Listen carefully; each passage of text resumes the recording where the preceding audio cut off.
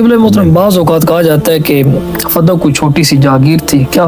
فدق کا کوئی کتنے کا حدود اربہ تھا؟ دیکھیں جی وہ تو بہت بڑی زمین تھی نا فدق، جس میں آپ دیکھیں کہ وہ کہتے ہیں جی کہ جب حضرت ابوبکر نے لکھ کر دے دیا تھا تو حضرت عمر نے کہا جی یہ آپ نے کیا کر دیا ہے، ہم نے عربوں سے جنگ لڑنی ہے تو ہم خرچ کہاں سے چلائیں گے جی، یعنی اس سے ثابت ہوتا ہے کہ اتنا وہ رقبہ تھا، جی اتنی زمین تھی، اتنے باغات تھے کہ اس سے حکومت چل سکتی تھی،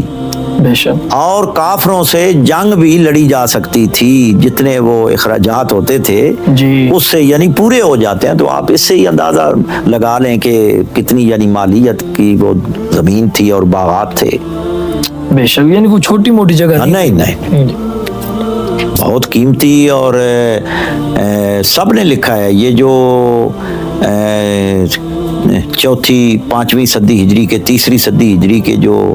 لغات ہیں یعنی تہذیب اللغہ ہے جی، علامہ ازہری اور دیگر سب نے لکھا ہے کہ فدق جو ہے وہ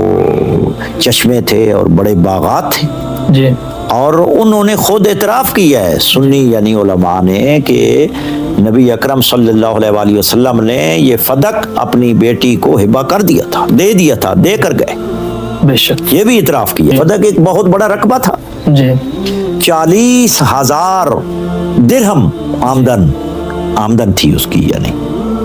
تو یہ سنن ابو داؤد میں، جی تو وہاں انہوں نے ان کو بھیج دیا اور اس پر مسلط ہو گئے کہ بھائی یہ حضور کا جو مال ہے وہ مسلمانوں کا مال۔ تو بعد میں پھر بی بی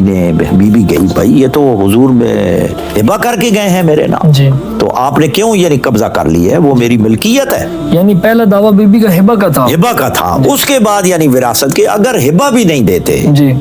تو کم از کم میں ان کی وارث ہوں۔ جی، اس لیے بی بی نے 2 دعوے کیے تھے بقول اس کے محمد بن عبد الکریم شہرستانی کے، جی 6 صدی ہجری کے ہیں وہ، جی، ہاں جی 548 ہجری میں متوفا ہے۔ جی، تو اس لیے بی بی نے آیات پڑھی ہیں، بی بی کا خطبہ ہے، خطبہ فدق ہے، جی اور متعدد اس کی سندیں ہیں۔